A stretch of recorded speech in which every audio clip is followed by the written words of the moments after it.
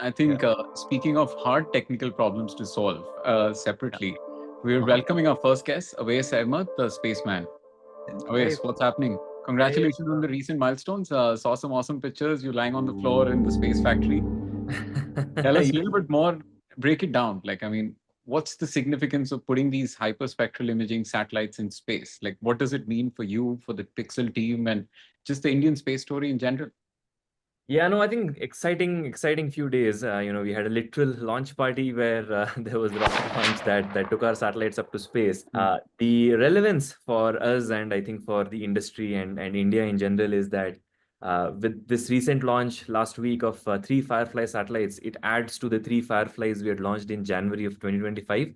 And so with a total of six satellites, we can provide global revisit on a daily basis, right? So anywhere on the globe, we can go and image an image. Basically, if I'm imaging Mumbai or Bangalore today, being Mm. able to come back and image it again in 24 hours.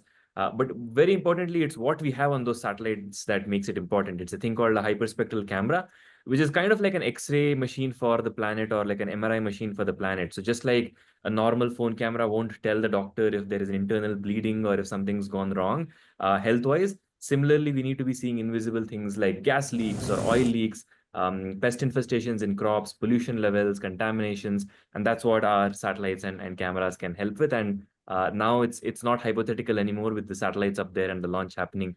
We're starting to deliver that to customers across the globe. Amazing. Is this the first Pixel constellation, the one you have up there now? It is Pixel's first constellation with a total of six satellites. That was going to be the phase one. It's also India's first ever private satellite constellation, and it's also the world's first hyperspectral satellite constellation. And have you started getting a feed from them already? We have, yeah. So I think when we launched in Jan, it took about a couple of months for us to get the data. This Yeah. time we were able to turn that around in 2 days, 48 hours. So images are starting to beam down. The satellites are healthy, and deliveries from these three satellites will start soon to our customers as well. And in terms of regulations, do you run into regulations? I'm guessing your client base is mostly global, right? Do you run into regulations in different countries, different times? We do. So I don't think we run into any problems as such. Thankfully, it's been a regulated space since the last 3 decades globally. In India, it's a little bit more recent. The regulations only came in, the policy only came in last year. But what we need regulatory approvals for are if we can launch the satellite. So if we don't have the approvals, we can't even put them on a rocket and the rocket won't launch it for us, whether that's SpaceX or ISRO or anyone else. And we need regulatory approval for disseminating or selling data.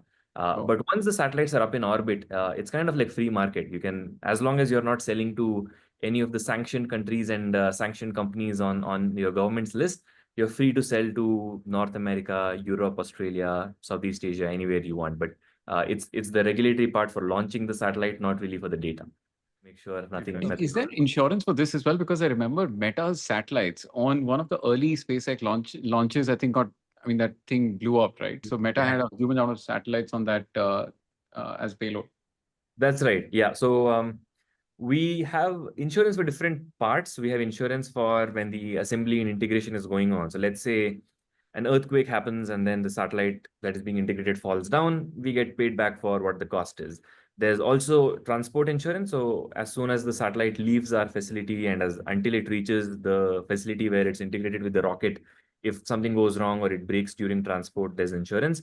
There's insurance for the rocket itself in case the rocket blows up, which is what happened when Meta satellite was on that SpaceX rocket. You usually get back the money for the satellite as well. And finally, there's also insurance you can get for in-space operations in case the satellite stops working for whatever reason. Wow. You get paid back the amount you've insured for.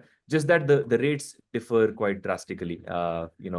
AIT to in orbit, it keeps on increasing in terms of the percentage you have to pay, but the insurance is like any other market. And what's happening in the India space mission? When do you think we'll be able to launch these payloads in India?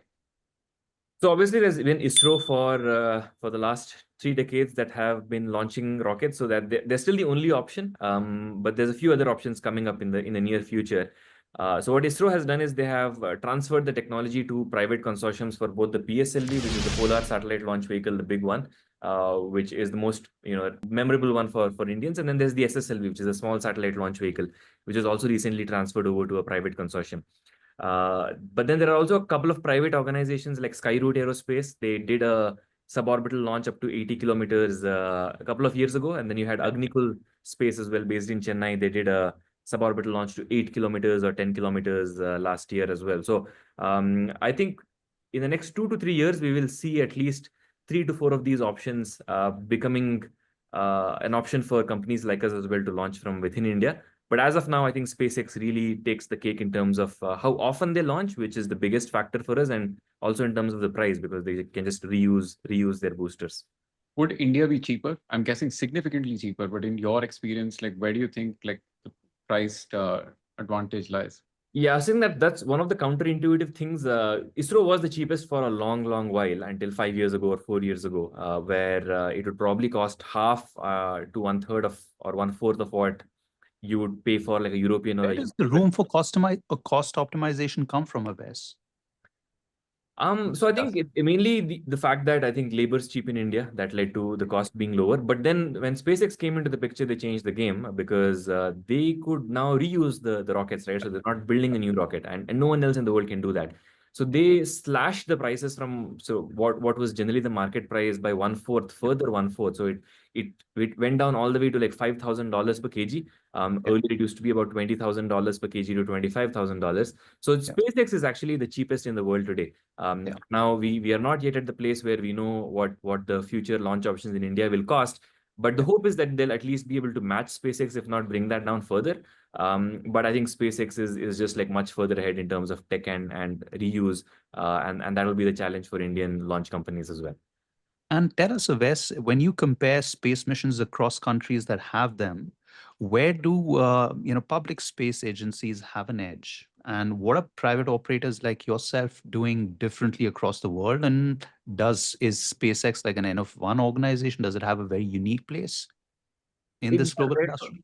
Yeah, so I think space agencies I think India is like a top 4 or top 5 space country in the world, just because of what ISRO has done, right? Private companies only come up in the last 4 years. NASA is the leading space agency given the budget that they have and the interplanetary missions that they do.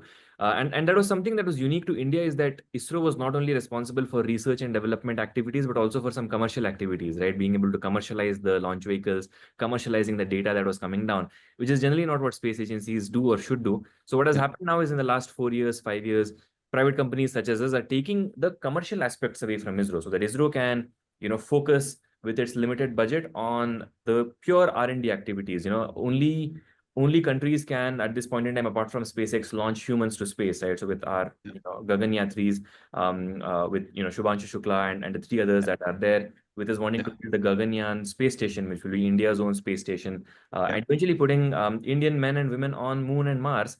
That's something that now ISRO is focused on, which means that they're not going to be focused on can we build more launch vehicles and make revenue from that. That's something the launch vehicle companies will do. They're not going to be worried about selling imagery. That's companies like Pixxel will sort of take up, right? So I think they need to work together to make sure there's indigenous capabilities for these down to earth related technologies, but then ISRO can focus more on the interplanetary ones. Yeah. Awais, can you tell us and our listeners? I'm sorry. Do you want to go? In terms of talent, like you mentioned some names there, what has been your best source of talent? Like, do Indian engineers go overseas to train or learn for this and then come back and help you build companies like Pixxel and Skyroot in India? We've had a few, not a lot. I think most of our talent comes from within ISRO, right? ISRO has wonderful talent that, people have been working on satellites and rockets for quite a few years. But we also hire quite a bit from adjacent industries like electric vehicle space, like the, proper aerospace, airplane space. We also hire from, semiconductor space, right? So these skills are transferable, just that you need to build them to a different level of standard. But we also have had probably 5 to 6 folks, if I can recall, that have come in from European Space Agency or from NASA. But that's still very far and few between. And the reason for that is you can't hire Indian citizens in the US because of something called ITAR. It's only US citizens and permanent residents. So there's not a lot of those folks that would have been in NASA that would have wanted to come back, right? So it's kind of different from the software industry in that sector, but a lot of talent within India itself. Interesting. Do you want to tell us and your listeners why you found yourself once in Svalbard, Norway for work? It was also a location they had in the last movie in the Mission Impossible franchise. Impossible. Yeah, Why do space entrepreneurs like you have to go there? I think that's one of the perks of working in a space tech company like ours. You get to go to exotic places like Svalbard, Rio, maybe the Antarctica at some point. But Svalbard was because we use ground stations to communicate with the satellite, and they need to be very specific ground stations. Our satellites are in what you call a polar orbit. They go through the poles. And since they go through the pole, every orbit, we need a ground station that is near the poles, either the north or the south, so that we can be in touch for a longer duration of time. And there is a Norwegian company that has a set of ground stations at that island called Svalbard. So we got to go there to check out how our antenna will look like, and got to see some northern lights in the process as well. Fascinating. That was a life in the day of a spaceman.